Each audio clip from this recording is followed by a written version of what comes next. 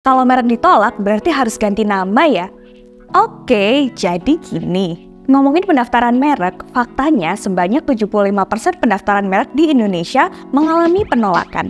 Karena mirip dengan merek yang sudah didaftarkan terlebih dahulu. Sedihnya lagi, ketika merek sudah ditolak, maka secara otomatis biaya pendaftaran merek yang sudah dibayarkan ternyata hangus dan nggak bisa dikembalikan lagi. Tapi sebenarnya merek Anda nggak langsung ditolak begitu saja, melainkan akan dikirimkan dulu surat usulan penolakan. Makanya, sebagai pemilik merek, Anda harus selalu waspada dan memantau status pendaftaran merek Anda. Biar lebih gampang memantaunya, Anda bisa menggunakan tools dari to.mebiso.com/monitoring. Jadi, setiap ada perubahan status merek akan diberitahukan melalui notifikasi di WhatsApp Anda. Sehingga ketika Anda mendapatkan notifikasi merek ditolak, Anda bisa segera berjuang dan menyelamatkan merek Anda. Terus, apa sih yang harus dilakukan ketika merek mendapat informasi merek ditolak? Pastinya yang harus dilakukan yang utama yaitu Anda harus melakukan analisa dulu alasan merek ditolak karena apa. Umumnya, menurut Undang-Undang Merek ada 2 kriteria yang membuat pendaftaran merek ditolak. Pertama, penolakan merek karena alasan absolut, di mana alasan penolakan ini yang membuat merek Anda nggak bisa didaftarkan, di antaranya merek yang bertentangan dengan ideologi negara, undang-undang, agama, dan ketertiban umum. Misalnya, ayam goreng ateis atau stik sapi komunis.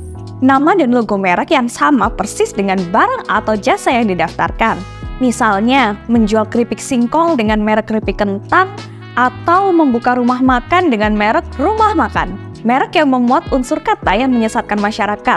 Misalnya, kecap paling enak nomor 1. Merek yang memuat keterangan yang tidak sesuai dengan kualitas, manfaat, atau khasiat barang dan jasa.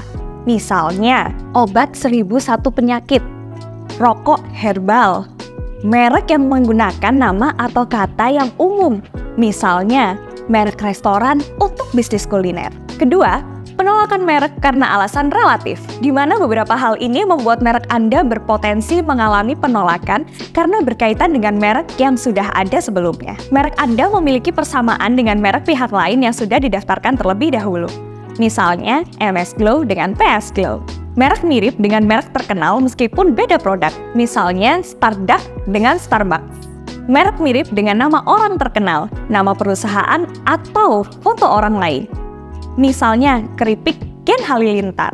Merek mirip dengan atribut suatu negara. Misalnya, cap kaki 3 dengan bendera Isle of Man. Ketika Anda sudah tahu alasan yang membuat merek ditolak, maka selanjutnya Anda perlu fokus untuk menyusun argumen atau tanggapan dari usul tolak. Misalnya nih, Anda mendapat usul tolak karena pasal 21. Maka Anda bisa memberi tanggapan yang berisikan tabel perbandingan. Daya pembeda apa antara merek Anda dengan nama merek pihak lain? Apakah merek Anda memiliki cara penyebutan, perbedaan cara penulisan, perbedaan produk, dan perbedaan unsur warna logo yang digunakan? Pastikan di akhir surat tanggapan yang Anda buat, usahakan untuk menuliskan permohonan agar pemeriksa tetap melanjutkan proses pemeriksaan merek Anda. Nah, jadi ingat ya bos, kalau usulan penolakan merek itu bukan akhir dari perjuangan perlindungan merek Anda.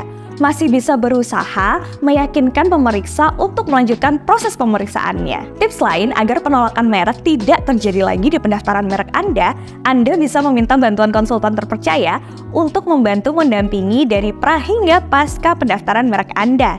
Atau bisa konsultasikan merek Anda gratis di to.mebiso.com/daftar. Semoga video ini bermanfaat ya bos. Klik tombol like jika video ini bermanfaat, tinggalkan komentar bila ada informasi menarik lainnya.